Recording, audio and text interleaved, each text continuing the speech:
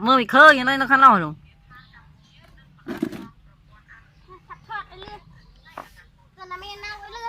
để lấy hôm nay đi mua choa đây đó lấy mua choa chứ chào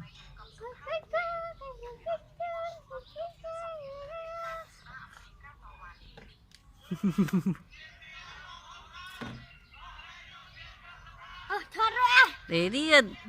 tao mà nó ti phong cơ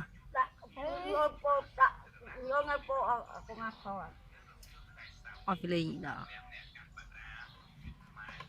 tiền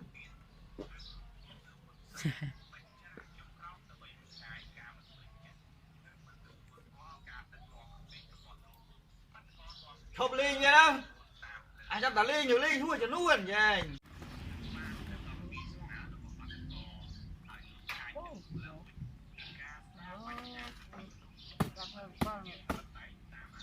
con là mông mò đề này